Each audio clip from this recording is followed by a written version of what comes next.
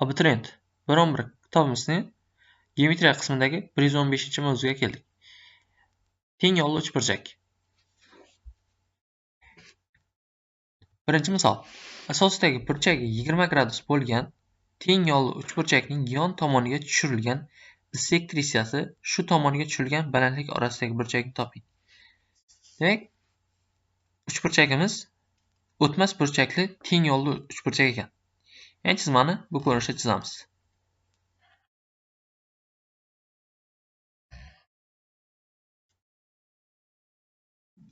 Bu yerlarimiz, ya'ni yon tomon 20 gradus, bu yerimiz ham 20 gradus bo'ladi. Bu yerimiz A bo'lsa, bu yerimiz B bo'lsin, bu yerimiz C. Bu yerda AB, ya'ni AB teng AC ga. Endi bu yerimiz bular 20 gradusdan bo'lsa, bu yerimiz 140 gradusga qoladi. Endi teng yo'lli uchburchakning yon tomoniga tushgan bissektrissiya. Demak, yon tomoniga B uchidan bissektrissiya tushirib olamiz. Ya'ni AC tomonga qarab tushadi. Bu burchak teng ikkiga bo'ladi, ya'ni bular 10 gradusdan bo'lib qoladi. Ya'ni burchak teng ikkiga bo'ladi, bissektrissiyaning vazifasi. Endi B uchidan balandlik. Endi B uchidan balandlik, ya'ni bu o'tmas burchakda uchburchakning tashqarisiga tushadi. Ya'ni buni davom ettiramiz. AC tomonni endi bu tomondan B nuqtadan bu tomonga balandlik tushiramiz. Ya'ni balandlik bu 90 gradusga tushuvchi kesma hisoblanadi. Bu yerimiz 40 gradus bo'lsa, bu yerimiz ham 40 gradusga teng bo'ladi. Bu yerimiz 40 gradus bo'lsa, to'g'ri burchakli uchburchak bo'yicha bu yerimiz 50 gradusga teng bo'ladi. Endi bissektrissiya va balandlik orasida burchak, ya'ni bu yerimiz 10 gradus, bu yerimiz 50 gradus. Demak, ikkalasining yig'indisi 60 gradusga teng bo'ladi ekan. Shunda javobimiz B javob bo'ladi. Keyingi misolimiz ikkinchi misol. ABC teng yo'lli uchburchak. Misolimizni chizmasini chizib olsak bo'ladi. Ya'ni A burchak to'g'ri. Demak, to'g'ri burchakli uchburchak ekan.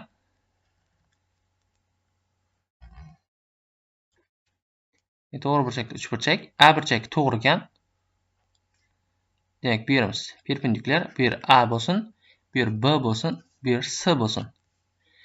Endi A burchak to'g'ri, uchburchakning AC tomonidan F nuqta, demak, AC tomonidan F nuqta olindi. Bu yerdan biron bir F nuqta tanlab olindi. Endi AB tomonidan, Y nuqta. Demak, AB tomonidan E nuqta tanlab olindi.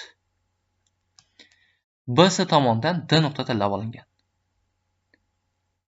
Ya'ni D nuqta tanlab olindi. Tanlab olindi.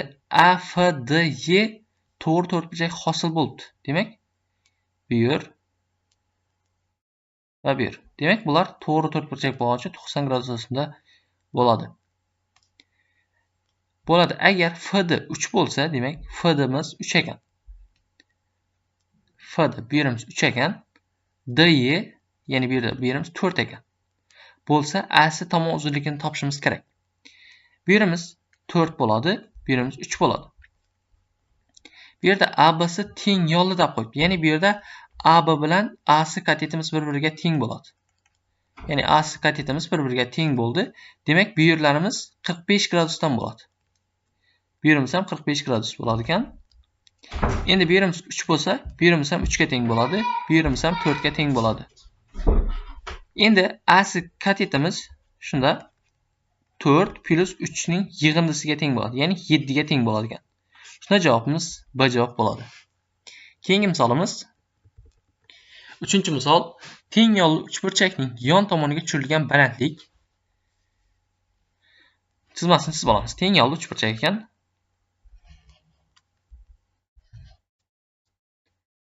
Bu yerimiz A bo'lsin, bu yerimiz B, C.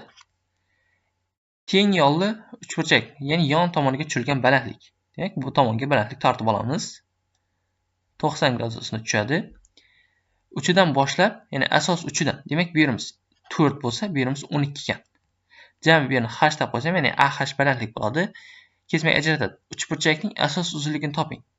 Demak, bu yerimiz jami 12 4, bu yerda AB bilan BC teng bir-biriga. Ya'ni bularning yig'indisi 16 ga teng bo'ladi. Ya'ni shunda bu yerimiz ham 16 ga teng bo'ladi ekan. Endi bu burchagimiz, ya'ni bu tomonimiz Pifagordan foydalanamiz. Ya'ni bir H bo'ladi. H ning kvadrati plus 12 ning kvadrati teng 16 ning kvadratiga.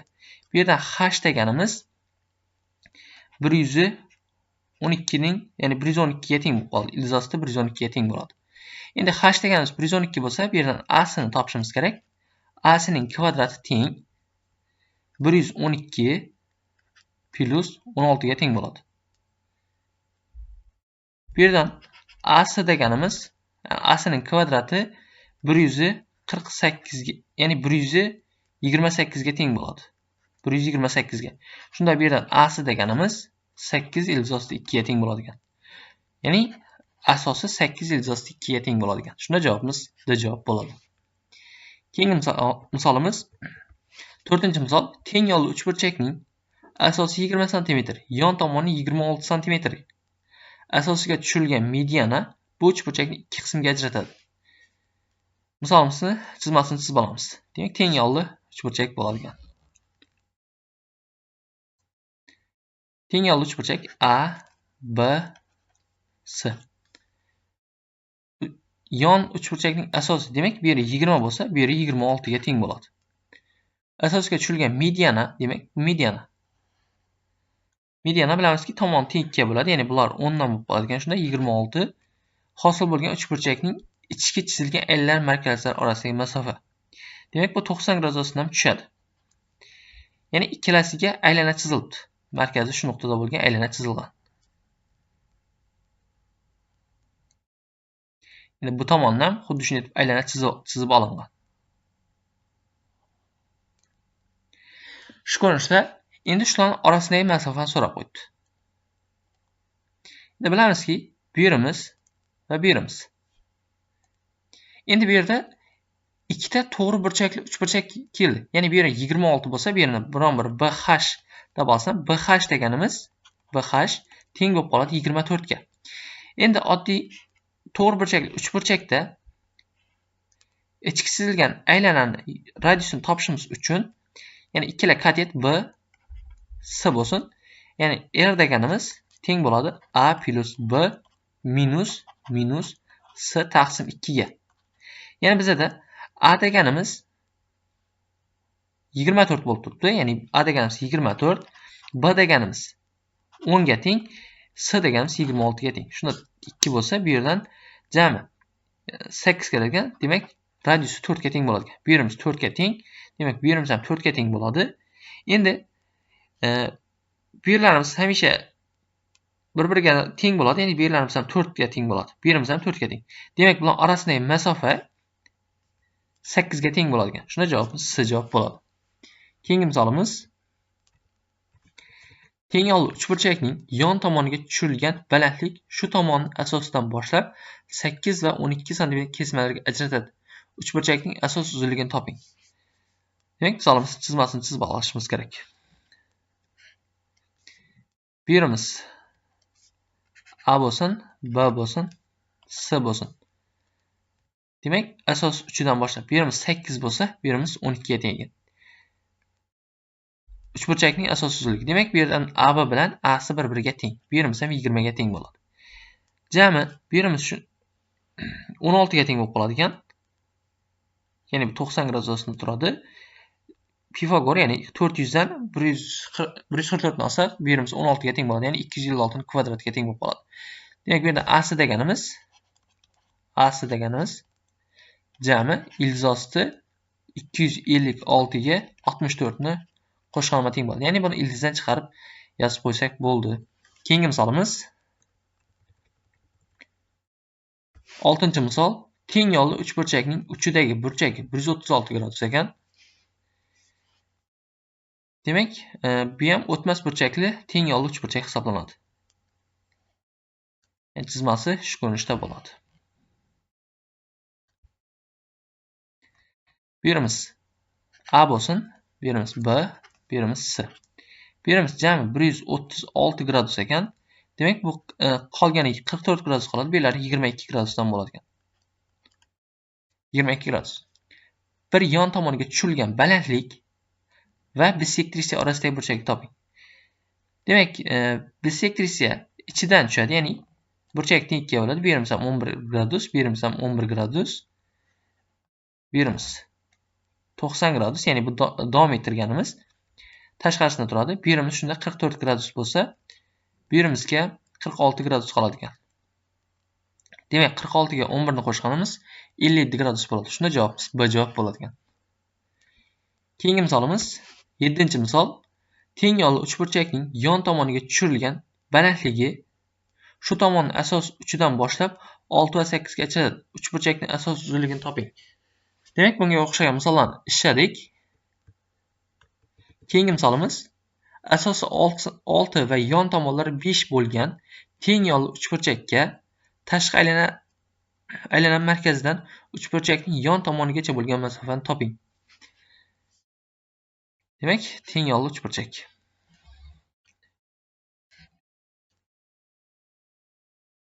Asosi 6 ekan, bu tomoni 5, ya'ni yon tomonlar 5 ga teng ekan.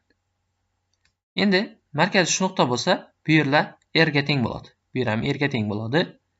Ya'ni markazi shu yerda, bu yer ham R ga teng bo'ladi. Uchburchak tashqi chizilgan aylanan markazidan uchburchakning yon tomonigacha. Demak, bu yerdan bu yergacha masofani so'rab qo'yibdi. Demak, bu yerdan R ni topib olishimiz kerak. Endi bu yerdan R ni topishimiz uchun R deganimiz A, B, S taqsim 4S ga teng bo'ladi. Endi jami buni bu tomonga davom ettirsak, bu balandlik, ya'ni bu yerdan 3 keladi. Endi balandligimiz bu yerimiz 3 bo'lib qoladi. Pifagordan foydalanamiz. Bu yerimiz 4 bo'ladi. Demak, bu yerda h deganimiz 4 ga teng bo'lib qoldi.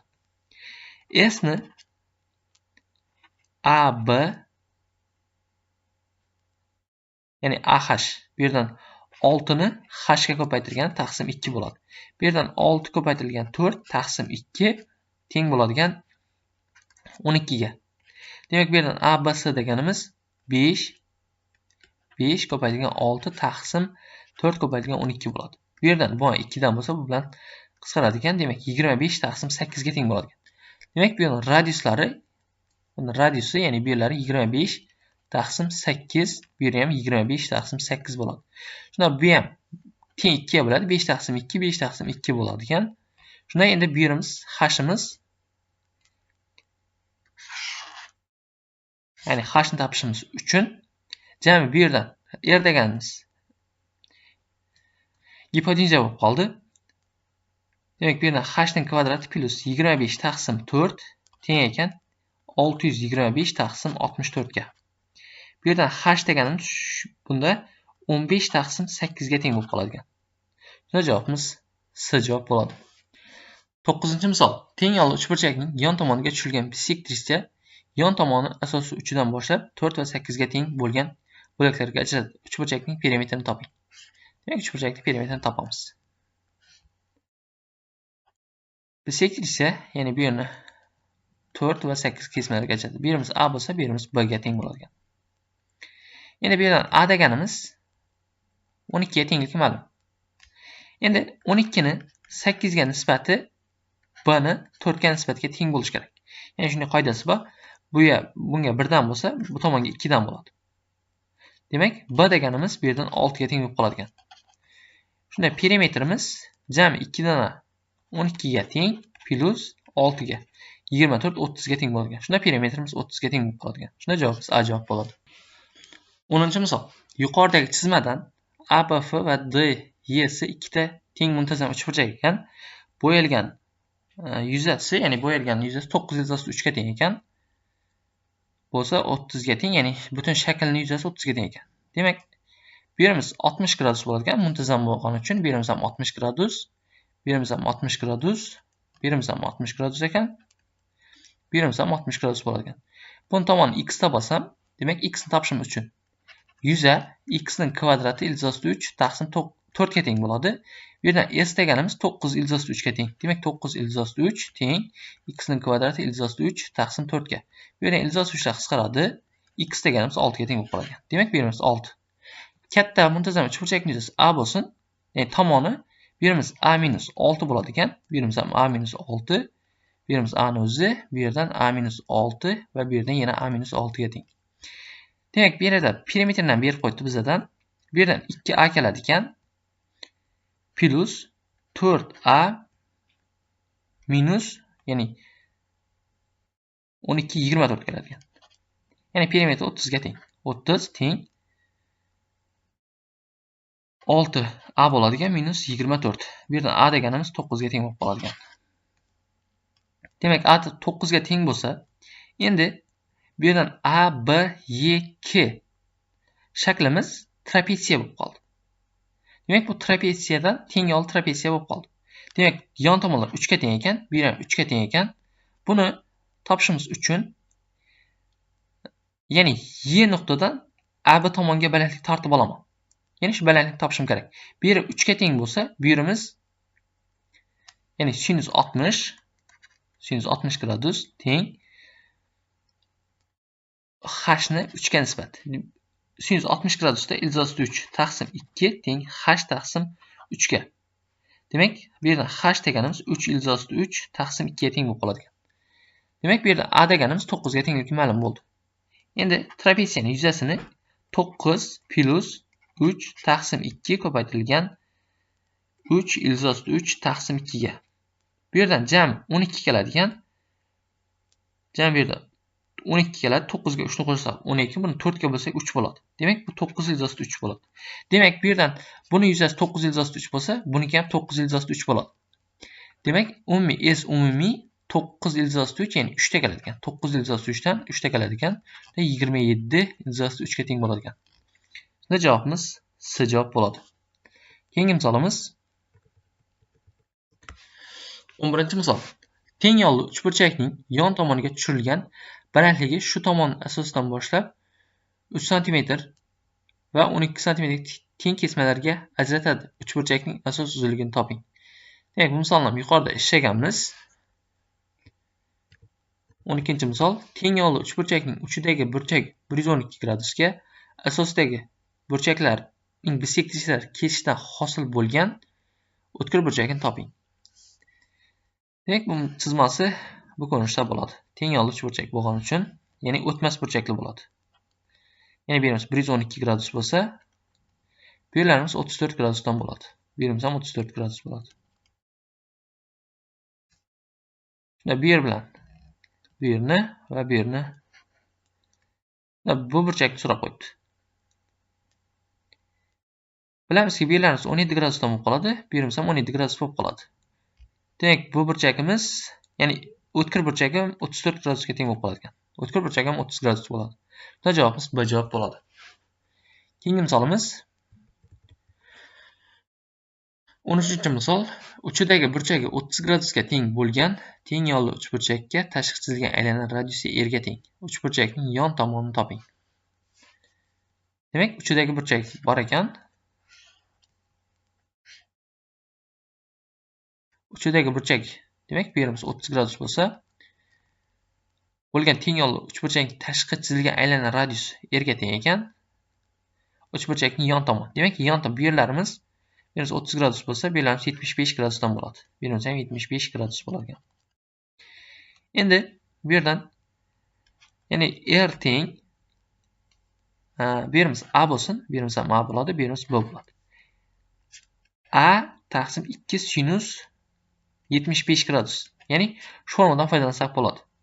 Ya'ni radiusni bog'langan paytda, ya'ni yon tomon topishdi. Demak, a deganimiz bu yerdan 2 sinus 75 gradus ko'paytirilgan r ga teng bo'ladi. Endi biz bu yerdan sinus 75 ni hisoblab olishimiz kerak. Sinus 75 ni 45 plus 30 ko'rinishda yozib olaman. Demak, buni ochib olamiz. Sinus 45 ildiz 2 taqsim 2 bo'ladigan, sinus 30 da 1 taqsim 2 plus kosinus 45 ildiz 2 taqsim 2 bo'ladi. Ya'ni bu yerda ildiz 3 taqsim 2 bo'ladi. Ya'ni kosinus 30 gradusda ildiz 3 taqsim 2 bo'ladi. Sinus 30 da 1 taqsim 2 bo'ladi. Ya'ni shunda bu yerda ildiz 6 plus ildiz 2 taqsim 4 ga teng bo'ldi. Endi sinus 75 ni o'rniga shuni qo'yib boraman. Demak, ildiz 6 plus ildiz 2 taqsim 2, ya'ni r ga teng bo'ladi. Shunda javobimiz D javob bo'ladi. 14-misol. Teng yo'lli uchburchakda alfa uchidagi va beta asosidagi burchaklar tangens alfa va tangens beta nisbat 4 ga teng bo'lsa, tangens alfa plus tangens betani toping. Ya'ni buni topishim kerak. Bilamizki, alfa plus alfa uchidagi burchak bo'lsa, ya'ni chizmasini bir chizib ko'ramiz. Demak, bu yerimiz alfa bo'lsa, bu yerimiz beta bo'ladi, bu yerimiz ham beta bo'ladi. Ya'ni alfa plus 2 ta betani yig'indisi 180 gradusga teng bo'ladi. Endi bu yerdan tangens alfa teng bo'ladi 4 tana tangens beta. Alfa plus 2 beta. Demak, alfa deganimiz 180 minus 2 betaga teng bo'lib qoladi. Demak, alfani o'rniga shuni qo'yib beraman. Tangens 180 minus 2 beta teng 4 tana tangens betaga.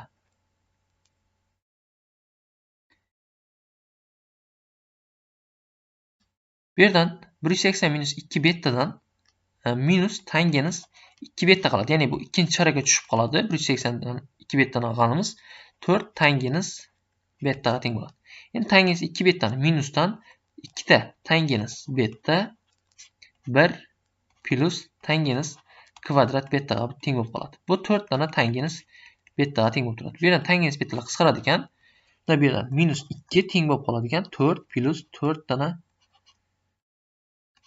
ya'ni bu yerdan 2 ham qisqaradi ekan, bu tomonda 2 qoladi ekan. Shunda bu yerimiz bu yerda 1 bo'ladi ekan, bu yerdan 2 bo'ladi. Bu yerdan ham 2 tangens kvadrat betaga. Endi bu yerdan hamisha musbatini olib ketamiz. Chunki geometriyada manfiy javob kelishi mumkin emas. Tangens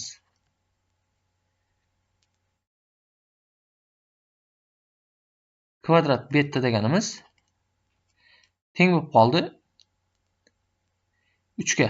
Ya'ni shunda tangens beta deganimiz teng bo'lib qoladi ekan ildiz 6 taqsim 2 ga. Tangens beta deganimiz ildiz 6 taqsim 2 ga teng bo'lsa, tangens alfa deganimiz, ya'ni bu yerdan 2 ildiz 6 ga teng bo'lib qoladi ekan. Yana bizlarga tangens alfa plus tangens betani yig'indisi kerak. Demak, tangens alfa deganimiz 2 ildiz 6 plus 0,5 ildiz 6 ga teng bo'lib qoladi. Teng 2,5 ildiz 6 ga teng bo'ladigan yig'indisi. Shunda javobimiz B javob bo'ladi. Keyingi misolimiz 15-misol. ABC uchburchakning BC tomonidan D nuqta shunday olindiki, demak ABC uchburchak. BC tomonidan, demak B, C, A tomon. Bu yerdan D nuqta tanlanibdi. D nuqta shunday tanlab olindiki, natijada DC, demak DC bu yerimiz bu yerga teng bo'lib qoldi. Demak, bu burchak bilan bu burchak bir-biriga teng bo'lib qoldi. Agar A, B, C bu yerimiz 36 gradus bo'lsa,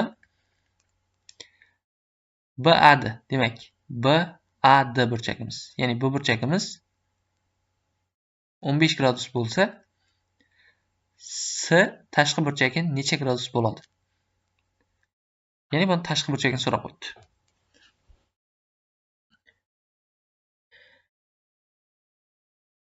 Demak, bu burchagimiz 15 ga 36 ni qo'shganimizda teng bo'ladi. Ya'ni bu burchagimiz shunda 51 gradusga teng bo'ladi ekan. Demak, bu 51 gradus bo'lsa, bu yerda ham 51 gradus bo'ladi. Buni ikkalasini qo'shganim, ya'ni bu tashqisina teng bo'ladi. Demak, bu ham 102 gradus bo'ladi ekan. Shunda javobimiz A javob bo'ladi. 16-misol. Teng yo'lli ABC uchburchakning tekislikda yotmaydigan O nuqtadan BC asosgacha bo'lgan masofa 50 ga teng ekan. Demak, OA chiziqimiz uchburchak tekisligiga perpendikulyar. Agar uchburchak asosidagi burchak 30 gradus va yon tomoniga tushirilgan balandlik 14 ildiz 3 ga teng bo'lsa, AO'ni topishimiz kerak. Demak, misolimizni chizib olamiz. Demak, misolimiz, ya'ni asosda 30 gradus bo'lsa, bu o'tmas burchakli uchburchak hisoblanadi.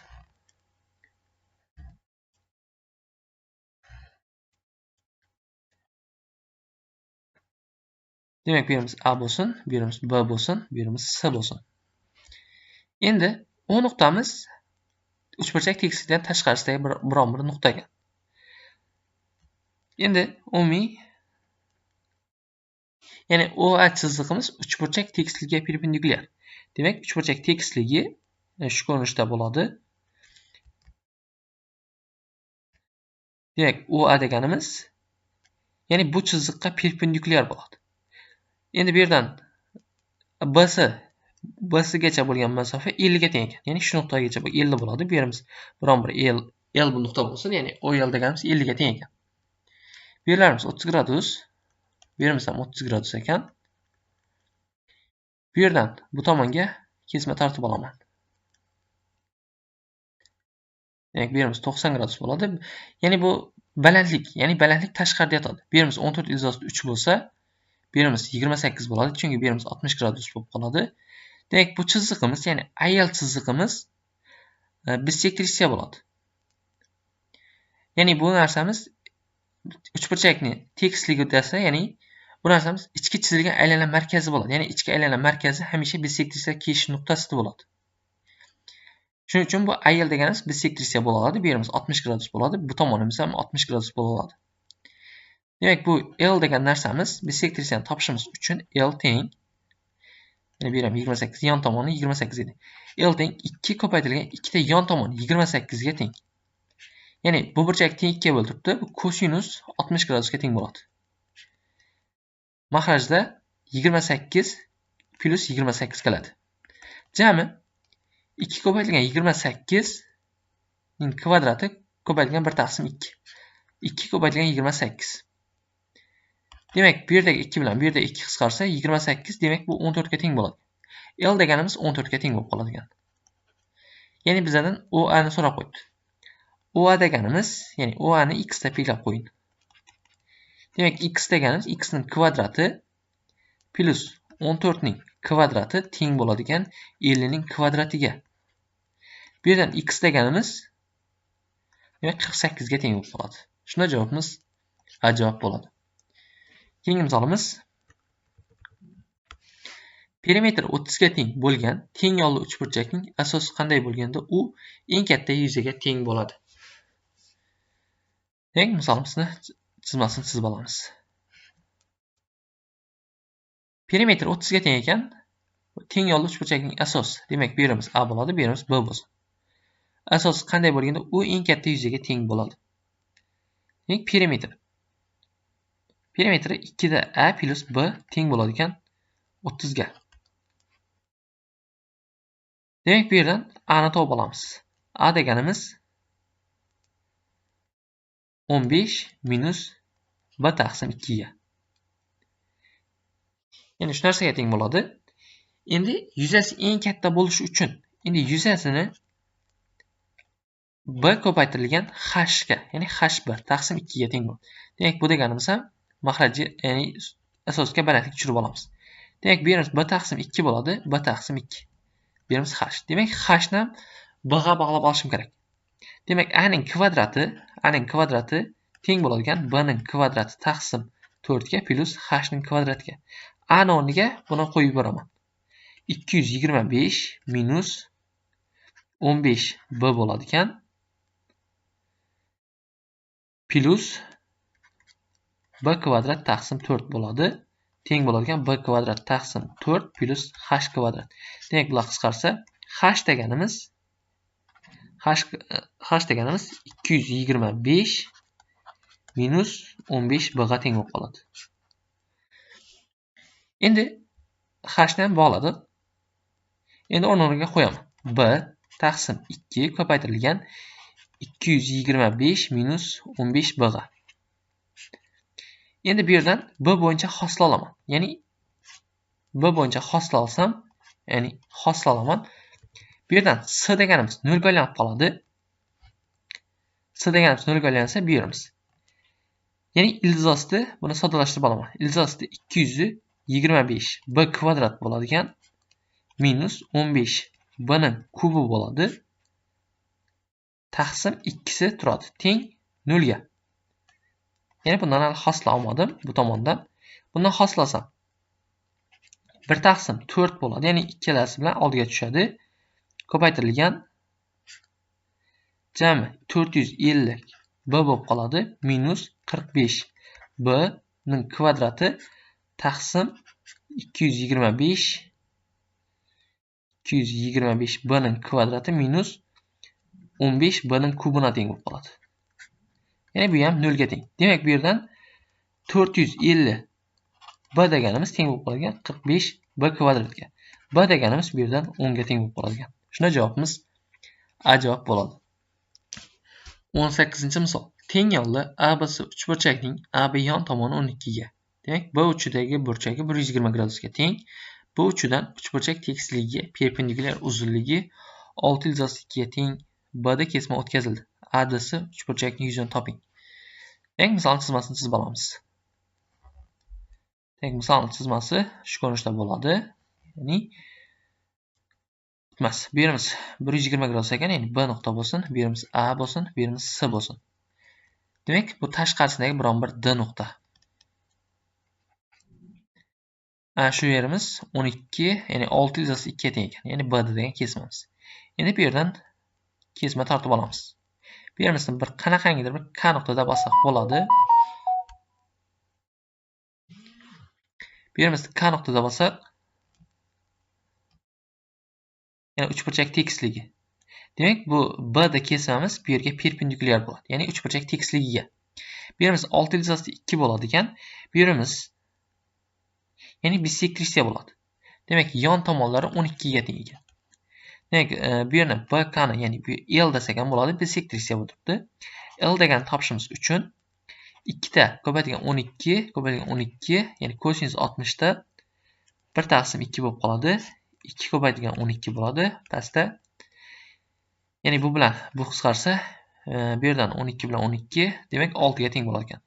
Shunda birimiz 6 ga teng bo'lib qolar ekan. Demak, birimiz 6, birimiz 6/2 bo'lsa, DK kesmamiz bu yerdan ya'ni gipotenuza bo'lib turibdi. DK kesmamiz 6/2 deganimiz, ya'ni 36 72 plus 6 ning o'zi 36 teng 1/8 ga teng bo'lar ekan. Ya'ni 36 6/3 ga teng bo'ladi. DK kesmamiz 6/3 bo'ladi ekan. Shunda endi bu yerdan A'sini topib olamiz. Ya'ni A'sini topishimiz uchun sinuslar teoremasidan foydalanamiz. AB deganimiz, ya'ni AC deganimiz sinus 120 ni qarshisida yotibdi. Teng bo'ladi bu 12 ni sinus 30 ga nisbatiga. Demak, AC deganimiz bu yerdan sinus 30, ya'ni bu yerdan 24 keladi ekan. 24 sinus 120 gradusda 1/3 taqsim 2 ga. Bu yerdan 12 1/3 ga teng bo'lib qoladi ekan. Endi bu yerdan DK bilan DK, ya'ni ADC, ya'ni shu yuzasini topishimiz kerak. Ya'ni ADC ni. Shuni yuzasi. Bu endi DK bu yerdan ADC uchburchak uchun asosga perpendikulyar ravishda tushib turibdi.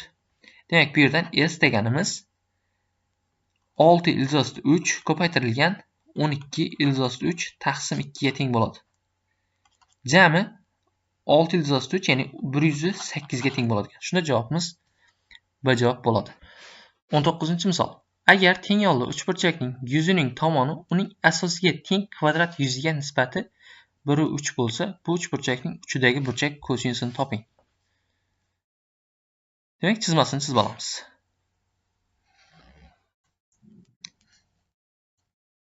Ya'ni birimiz ya'ni 2 alfa bo'lsin. Ya'ni bundan asosga tortib olaman. Bu yerlar B bo'ladi. Birimiz H bo'lsin. Birimiz jami A bo'lsin. Demak, bu yerlarimiz alfa va alfa bo'lsin. Ya'ni uchidagi burchak. Endi bu yerdan shu uchburchakning yuzasi, ya'ni shu uchburchakning yuzasi A ko'paytirgan H taqsim 2 ga teng bo'ladi. Endi buni tomoni uning asosiga teng. Demak, asosiga teng kvadrat chizildi. Ya'ni asosiga teng, ya'ni bu A bo'ladi, bu ham A ga teng bo'lsa, bu S teng A kvadratga teng bo'ladi. Kvadratga yuziga nisbati, demak, S kvadrat bilan, ya'ni S u bilan S kvadratning yuzasi nisbati 1/3 ekan bu yerdan. Demak, o'rniga qo'yamiz. Demak, bu yerdan H deganimiz, ya'ni 2A deganimiz teng bo'lib qolgan 1/3 ga. Bu yerdan ya'ni hni topib qo'ysa ham bo'ladi. Ya'ni birimiz a taqsim 2 bo'ladi. Birimiz a taqsim 2 bo'lsin. Bu yerdan endi hni topsam. Ya'ni h deganim 2 taqsim 3 ga teng bo'lib qoladigan. Endi bu yerdan uchidagi burchak kosinusini topishimiz kerak. Endi bu yerdan h deganimiz shunga teng bo'lsa, b kvadrat, ya'ni b kvadrat teng bo'ladi ekan 4a kvadrat taqsim 9 plus a kvadrat taqsim 4 ga. Ya'ni bu yerdan umumiy mahraj tenglanadi. Bu tomonga 9 dan, bu tomonga 4 dan bo'ladi ekan. Shunda 16 ga 9 ni qo'shsak 25a kvadrat taqsim 36. Ya'ni b deganimiz shunda 5 taqsim 6a ga teng bo'lib qoladigan. Ya'ni bu yerimiz ma'lum bo'ldi. Endi kosinus. Yana bu yerimiz perpendikulyar ravishda tushadi yana. Demak, bu yerdan kosinus alfa deganimiz kosinus alfa teng bo'ladigan a taqsim 2 ni 5 a taqsim 6 ga nisbat. Bu yerdan a taqsim 2 ko'paytirilgan ya'ni 6 taqsim 5 a ga. A qisqaradi bo'lma 1 dan va 3 dan. Demak, bu yerdan 3 taqsim 5 ga teng bo'lib qoladigan. Demak, bu yerdan bizdan kosinus 2 alfa so'ralgan. Ya'ni kosinus 2 alfa so'ralgan. Kosinus 2 alfani topishimiz uchun buni 2 kosinus kvadrat alfa minus 1 ko'rinishda yoyib olishimiz mumkin. Demak, bu yerdan 2 kosinus kvadrat alfa deganimiz 3 taqsim 5 ga teng. Demak, 2 ko'paytirilgan 9 taqsim 25 ga minus 1 ga. Jami bu yerdan ya'ni buni modulni olib ketamiz. 2 ni 9 ga ko'paytirsak 18 bo'ladi. 18 dan 25 dan olamiz. Ya'ni 7 ga teng bo'ladi. Demak, 7 taqsim 25 ga. Demak, buni uchidagi burchak kosinusi 7 taqsim 25 ga teng bo'ladi. Shunda javobimiz A javob bo'ladi. Keyingi misolimiz 20-misol. Teng yo'lli uchburchakning uchidagi va asosidagi bir burchakka bisektrissiyasi 111 gradus burchak ostida kesishadi. Uchburchakning uchidagi tashqi burchakini toping. Demak, teng yo'lli uchburchak uchidagi va asosidagi bir burchagi demak, teng yo'lli uchburchak bo'lsin. Bu tomonning bisektrissiyasi va bu tomonning bisektrissiyasi. Bu yerimiz alfa bo'lsin, bu yerimiz ham alfa bo'ladi. Bu yerimiz jami 2 alfa bo'lsin. Bu yerimiz beta bo'ladi, bu yerimiz ham beta bo'ladi. Uchidagi va asosidagi bir burchak bisektrissiyalari 111 gradus burchak ostida kesishadi. Demak, bu yerimiz 111 ga teng ekan. Demak, bu yerimiz 111 gradus bo'lsa, uchburchakning uchidagi tashqi burchakini toping. Demak, buni tashqi burchakini topishimiz kerak. Ya'ni 180 minus 2 betaga teng bo'ladi ekan. Bilamizki 2 alfa, 4 alfa plus 2 beta deganimiz 180 gradusga teng bo'lishi kerak. Bu yerdan alfa plus beta deganimiz teng bo'lib turibdi. Ya'ni 180 dan 111 ni olganmiz. Ya'ni o'zi 110 ni olsak, bu yerdan 60, ya'ni 70 gradus keladi. Demak, 1 bo'lsa, ya'ni 69 gradus bo'ladi. Demak, yig'indisi 69 gradus. Shu ikkalasini sistema etamiz. 4 alfa plus 2 beta. Buni 2 ga qisqartirib olishimiz mumkin. Demak, 2 alfa plus betani o'zi teng 90 gradusga. Bu yerdan alfa plus beta deganimiz 69 gradusga teng bo'ladi. Bu yerdan ayirib yuborsak, bir-biridan alfalar qisqaradi, ya'ni betalar qisqarib ketadi. Bu yerdan bitta alfa qoladi ekan. 90 dan 69 ni olsak, 21 gradus bo'ladi. Demak, alfa deganimiz 21 gradus bo'lsa, beta deganimiz ya'ni beta shtrix, ya'ni beta shtrix tashqi burchagi beta shtrix bo'lsin. Ya'ni jami shu beta shtrixga teng bo'lsin. Ya'ni 4 ta alfaga teng bo'ladi. Ya'ni shu 4 ta alfaga teng bo'ladi. Ya'ni bu ikkalasining yig'indisiga teng bo'ladi. Bu deganimiz ham 84 gradusga teng bo'ladi ekan. Shunda javobimiz D javob bo'ladi. Keyingi misolimiz 21-misol. Teng yo'lli uchburchakning asosidagi burchagi bisektrissiyasi yon tomoniga teng bo'lsa, uchburchak asosidagi burchakni toping. Demak, teng yo'lli uchburchak chizib olamiz.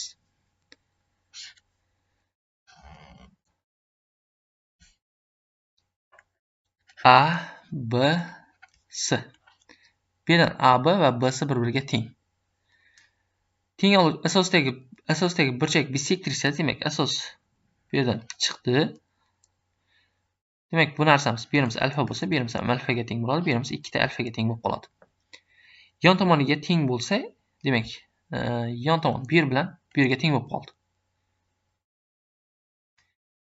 Asosidagi burchakni toping. Uchburchakning asosidagi burchak. Demak, bu yerdan 2 alfani topishimiz kerak. Endi bu yerimiz alfa va 2 alfa bo'lsa, bu yerimiz jami 3 alfa bo'ladi ekan. Bu yerimiz ham 3 alfa bo'ladi. Bunda jami 3 alfa plus 3 alfa plus alfa deganimiz 180 gradusni berish kerak. Demak, bu yerdan alfa deganimiz 180 gradus taqsim 7 ga teng. Shunda asosidagi burchak a topsam, ya'ni 2 alfaga teng bo'ladi. Demak, bu 360 gradus taqsim 7 ga teng bo'lib qoladi ekan. Shunda javobimiz C javob bo'ladi. 22-misol.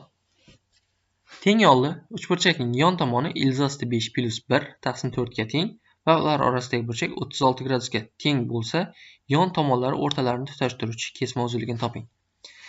Demak, bu misolimizni ishlashimiz uchun chizma chizib olamiz.